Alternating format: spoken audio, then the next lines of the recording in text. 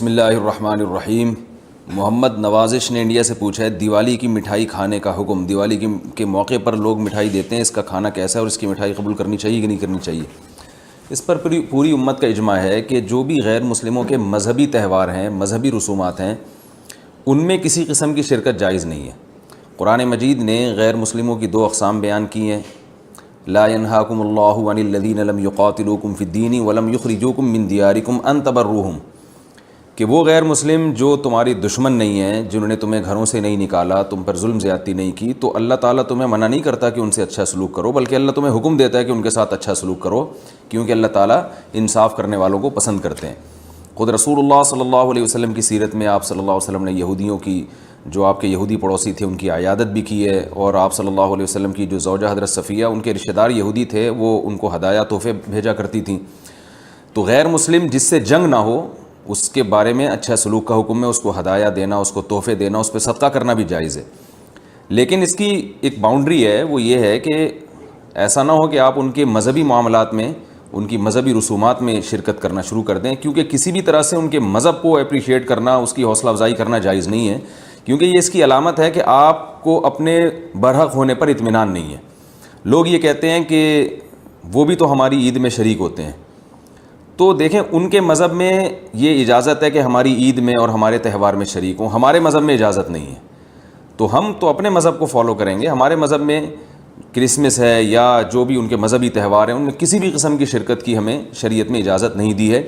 ہاں، قرآن میں اللہ نے دوسرے مقام پہ فرمایا کہ اس کی گنجائش دی ہے کہ الا ان تتقوا منہم تقاہ، کوئی خطرہ ہو، اندیشہ ہو، آپ ایسی جگہ پہ رہتے ہیں جہاں غیر مسلموں کا غلبہ ہے، اور اگر آپ نے بالکل ہی بائیکاٹ کر کے رکھا تو آپ کو خطرہ ہے کہ وہ یعنی آپ پہ ظلم زیادتی کریں گے، تو ظلم سے بچنے کے لیے یا زیادتی سے بچنے کے لیے جس حد تک یعنی آپ ان کے ساتھ رہ سکتے ہیں یا گنجائش ہے اس میں، جس حد تک آپ ان کے ساتھ جو ہے وہ جوڑ پیدا کر سکتے ہیں تو کریں، لیکن بلا وجہ بڑھ چڑھ کے ان رسومات میں حصہ لینے کی شریعت میں بالکل اجازت نہیں ہے۔ وجہ اس کی یہ کہ اگر آپ ان کے مذہبی تہواروں میں شرکت کریں گے اور تو یہ منافقت ہے، کیونکہ اسلام ایک طرف یہ دعویٰ کرتا ہے وَمَن يَبْتَغِي غَيْرَ الْإِسْلَامِ دِينًا فَلَن يُقْبَلَ مِنْهُ، اسلام کو اپنے برحق ہونے پر اتنا اطمینان ہے کہ وہ یہ کہتا ہے کہ دین برحق ان الدین عند اللہ الاسلام، دین برحق صرف اور صرف اسلام ہے۔ تو جب صرف اسلام ہے تو اسلام کے علاوہ سب باطل ہیں، جب باطل ہیں تو اسلام پھر ان کو اپریشیٹ کرنے کی کسی صورت میں اجازت نہیں دے سکتا۔ یہ ایسا ہی ہے جیسے آپ کہیں کہ فلاں آدمی چور ہے اور میں اس کی چوری کو غلط بھی سمجھتا ہوں، ٹھیک ہے، آپ اس کے ساتھ احسان کریں گے، اس کے ساتھ اس نے سلوک کریں گے، لیکن چوری کے معاملے میں آپ اس کی رہنمائی کرنا شروع کر دیں یا اپریشیٹ کرنا شروع کر دیں، یا وہ چوری کر کے لائے اور آپ اس کا مال کھانا شروع کر دیں، تو یہ پھر منافقت کہلائے گی۔ یہ اس کی علامت ہے کہ آپ کے چوری کے بارے میں وہ جذبات نہیں ہیں جو ہونے چاہیے۔ تو اسلام نے غیر مسلم کے ساتھ حسن سلوک کا حکم دیا، مگر اس کے مذہب کے معاملے میں دو ٹوک بتا دیا ہے کہ کسی قسم کی مذہبی رسوم میں ہم ان کے ساتھ شریک نہیں ہوں گے، بائیکاٹ کریں گے، اور ہم یہ کہیں گے کہ لکم دینکم ولی دین، آپ کے لیے آپ کا دین ہے، ہمارے لیے ہمارا دین ہے۔ اور اس بارے میں صحیح حدیث بھی ملتی ہیں۔ حضرت انس بن مالک رضی اللہ تعالیٰ عنہ فرماتے ہیں کہ ہم مدینہ میں تھے، ایک خاص تہوار تھا جو شروع سے اہل عرب کا چلا آ رہا تھا، ہم وہ تہوار منایا کرتے تھے، تو آپ صلی اللہ علیہ وسلم نے ہمیں اس تہوار سے منع کر دیا، اور آپ صلی اللہ علیہ وسلم نے فرمایا کہ اللہ تعالیٰ نے ہمیں اس کے بدلے میں دو تہوار دے دیے ہیں، ایک عید الفطر اور عید الاضحیٰ۔ تو آپ نے یہ نہیں کہا کہ مسلمانوں کا تہوار عید الفطر اور عید الاضحیٰ ہے تو یہ بھی مناؤ، اور وہ پرانا جو آ رہا ہے چلو وہ بھی مناتے رہو، اس کو منع کر دیا، اور فرمایا کہ جب اللہ نے ہمیں بدلے میں اس سے اچھے تہوار دے دیے ہیں تو اب ہم ان تہواروں کو نہیں منائیں گے۔ تو تہوار کو منانا یہی ہوتا ہے کہ آپ ان کے ساتھ مٹھائی میں شریک ہو جائیں یا ان کے ساتھ رنگ رلیوں میں شریک ہو جائیں، کسی بھی طرح سے شرکت ہوگی تو وہ منانا ہی کہلائے گی، لہذا اس کی اجازت نہیں ہے۔ محمد معین کویت سے پوچھتے ہیں اسلام کے بنیادی عقائد کون کون سے ہیں؟ اسلام کے کتنے عقائد ہیں جن میں اختلاف کی گنجائش نہیں؟ کیونکہ ہر مسلک والے اپنی عقائد کی دعوت دیتے ہیں۔ اسلام کے جو بیسک عقائد ہیں نا، جو قرآن اور سنت میں ہیں، ان کو علماء نے ایمان مفصل اور ایمان مجمل میں ذکر کر دیا ہے۔ بعض لوگ یہ کہتے ہیں کہ یہ ایمان مفصل ایمان مجمل کسی حدیث سے دکھاؤ، تو یہ بھی ایک جہالت والا سوال ہے۔ ایمان مفصل اور ایمان مجمل اس ترتیب سے حدیث سے نہ بھی ہو، لیکن جو ایمان مفصل اور ایمان مجمل میں ہم جن چیزوں کا اقرار کرتے ہیں وہ سارے قرآن و سنت سے ثابت ہیں۔ تو آمنت باللہ و ملائکتہ و کتبہ و رسلہ والیوم الآخر والقدر خیرہ و شرہ من اللہ تعالی والبعث بعد الموت، کہ اللہ پر ایمان، کہ اللہ موجود ہے، اس کی توحید پر ایمان، اور اس کے فرشتوں پر ایمان, اس کی تمام کتابیں جو مشہور 4 کتابیں ہیں, تورات, زبور, انجیل, قرآن پاک, اور تقدیر پر ایمان کہ جو اچھا برا ہے پہلے سے وہ طے شدہ ہے. تو یہ سب چیزوں پر ایمان جو ہے یہ ایمان یعنی یہ بنیادی اسلام کے عقائد ہیں. اس کے علاوہ قرآن نے جو جنت اور جہنم بیان کیا, میدان یعنی مرنے کے بعد ایک زندگی ہے, پھر قبر کا عذاب, اور ختم نبوت, رسول اللہ صلی اللہ علیہ وسلم آخری نبی ہیں, تو یہ اسلام کے بیسک عقائد ہیں. اور پھر کچھ چیزیں ایسی جن کا اعمال سے تعلق ہے, جن کو نبی صلی اللہ علیہ وسلم نے حدیث جبریل, جو مشہور حدیث بخاری مسلم کی, اس میں بیان کیا کہ جبریل علیہ السلام رسول اللہ صلی اللہ علیہ وسلم کے پاس آئے, آپ صلی اللہ علیہ وسلم سے پوچھا مل ایمان, ایمان کیا ہے؟ تو آپ نے انہی چیزوں کا نام لیا کہ ان چیزوں پر ایمان لانا. پھر پوچھا اسلام کیا ہے؟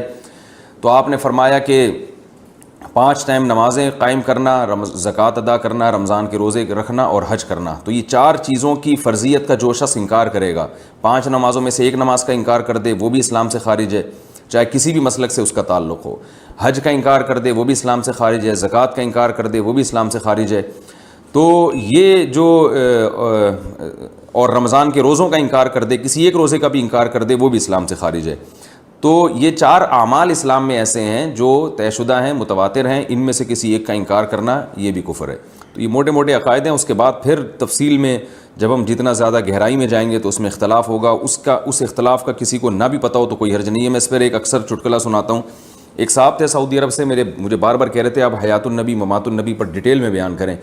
تو میں نے کہا یار یہ کوئی اسلام کے بنیادی عقائد میں سے نہیں ہے. انہوں نے کہا نہیں, یہ تو کفر اور اسلام کا مسئلہ ہے. تو میں نے کہا آپ کی بیگم کے بارے میں آپ کو پتہ ہے کہ وہ حیاتی ہیں یا مماتی ہیں؟ تو کہنے لگا اس بیچارے کو کیا پتہ ان مسائل کا. تو میں نے کہا اس کے باوجود آپ اس کو مسلمان سمجھ رہے ہیں اور آپ سمجھ رہے ہیں کہ آپ کا نکاح اس سے ہو گیا. تو جیسے آپ کی بیگم کو ان مسائل کا نہیں پتہ پھر بھی مسلمان ہیں, تو اسی طرح لاکھوں کروڑوں مسلمانوں کو اگر اس عقیدے کا نہیں پتہ ہوگا تو انشاءاللہ وہ بھی مسلمان ہی ہوں گے. کیا سود کے پیسے لینے کا گناہ ہوگا؟ ایک ہندو کا سوال. یہ کرم انڈیا سے کوئی ہندو ہیں, انہوں نے سوال پوچھا ہے. میں یہ پتہ نہیں کیا لکھا ہوا ہے, ایک ایجنسی میں کام کرتا ہوں یا کمپنی میں کام کرتا ہوں. میں ہندو ہوں, میری سیلری بینک اکاؤنٹ میں آتی ہے اور اس میں ہر 3 یا 6 مہینے پر کچھ نہ کچھ سود لگ جاتا ہے. وہ پیسہ میں غریبوں کو دے دیتا ہوں, کبھی اسکول میں کبھی مدرسے میں. کیا یہ بھی حرام ہوگا اور اس کی بھی مجھے سزا ملے گی؟ سوال تو ہندو نے کیا ہے, لیکن قرآن مجید نے جہاں غیر مسلموں کو عقیدے کے معاملے میں خطاب کیا ہے, اعمال کے معاملے میں بھی خطاب کیا ہے. قرآن مجید میں جگہ جگہ جو اہل جہنم کی اللہ نے علامات بیان کی ہیں, جہاں یہ بیان کی ہے کہ یہ لوگ شرک کیا کرتے تھے, وہاں یہ بھی بیان کیا ہے کہ یہ نماز نہیں پڑھتے تھے, یہ زکوٰۃ نہیں دیتے تھے. حالانکہ نماز اور زکوٰۃ تو خالصتاً مسلمانوں کا شعار ہے. تو ان قرآنی آیات کی روشنی میں علماء نے لکھا ہے کہ غیر مسلموں سے اعمال کے بارے میں بھی سوال ہوگا عقیدے کے ساتھ ساتھ. ہاں وہ اعمال پر اگر آ جائیں تو عمل قبول اس وقت تک نہیں ہوگا جب تک اسلام قبول نہیں کرتے. تو کوئی بھی غیر مسلم اگر جس کا عقیدہ شرکیہ ہے وہ اسلام قبول نہیں کرتے, تو جہاں ان کو اس شرک کا گناہ ملے گا وہاں بدعمالیوں کا گناہ بھی ملے گا. لہٰذا اگر کوئی غیر مسلم ایسا ہے جو سود بھی کھاتا ہو اور شرک بھی کرتا ہو, اور ایک غیر مسلم ایسے ہیں جو یعنی شرک کرتا ہے مگر وہ سود نہیں کھاتا, تو دونوں کے درجات میں قیامت کے دن فرق ہوگا. اس لیے کہ قرآن مجید سے اور احادیث سے ہمیں یہ بات پتہ چلتی ہے کہ غیر مسلموں کے بھی سزا کے مختلف درجات ہوں گے. جو جرائم کا ارتکاب کریں گے ان کی سزا زیادہ ہوگی, جو جرائم کا ارتکاب نہیں کریں گے ان کی سزا کم ہوگی. تو اس لیے اگرچہ آپ ہندو ہیں تو سب سے پہلے میں آپ کو دعوت دوں گا کہ آپ خالص توحید کی طرف آئیں. پتھر سے بنے ہوئے بت ہیں جو ہم اپنے ہاتھ سے بناتے ہیں, ان کی عبادت کرنا یہ بالکل عقل کے خلاف ہے, اور یہ کسی کو بھی قیامت کے دن اللہ کے عذاب سے نہیں بچا سکتے. تو آپ پورے اسلام میں داخل ہو جائیں, اور ساتھ ساتھ آپ اگر سود سے بچ رہے ہیں تو یہ بہت اچھی بات ہے. یہ چیز بھی انشاءاللہ آپ کی فائدے کا سبب بنے گی. اور بسا اوقات غیر مسلم کی نیکی اس کے مذہب کی تبدیلی کا ذریعہ بن جاتی ہے. حدیث میں آتا ہے کہ ایک صحابی رسول اللہ صلی اللہ علیہ وسلم کے پاس آئے اسلام قبول کرنے. پھر انہوں نے اپنا واقعہ سنایا کہ یا رسول اللہ, میں نے زمانہ جاہلیت میں 100 لڑکیوں کو زندہ دفن ہونے سے بچایا ہے. انہوں نے اپنا واقعہ بیان کیا کہ میں کہیں جا رہا تھا تو مجھے آواز آئی, میاں بیوی میں جھگڑا ہو رہا تھا, تو عورت جو ہے نا وہ اپنے بچے کو بچانے کی فکر میں تھی, بیٹی کو بچی جنی تھی اس نے, اور باپ کی کوشش یہ تھی کہ وہ اس کو زندہ دفن کر دے. تو میں نے جا کے ان سے پوچھا, میں نے کہا تم یہ چاہتے ہو نا کہ یہ بچی تمہاری نظر سے دور ہو جائے؟ باپ سے میں نے کہا. تو اس نے کہا ہاں. تو کہا یہ مجھے بیچ دو, تمہاری نظر سے میں ہمیشہ کے لیے دور کر دوں گا, اس کو زندہ دفن نہ کرو. تو وہ کہتے ہیں اس طرح میں نے 100 لڑکیوں کو زندہ دفن ہونے سے بچایا ہے. تو یا رسول اللہ یہ کفر کی حالت میں نے یہ نیکی کی تھی تو کیا اس کا قیامت کے دن مجھے ثواب ملے گا؟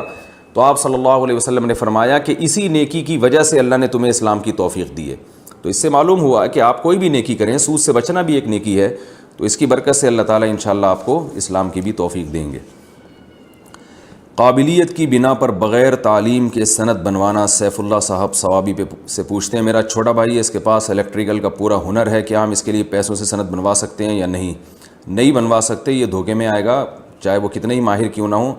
سرٹیفکیٹ کے لیے جو پورا ایک پروسیس ہے اس سے گزرنا پڑے گا. البتہ اگر سند بنوا لی ہے اور اس سے وہ جاب کرتے ہیں تو جاب حرام نہیں ہوگی، صرف سند بنوانے کا گناہ ہوگا.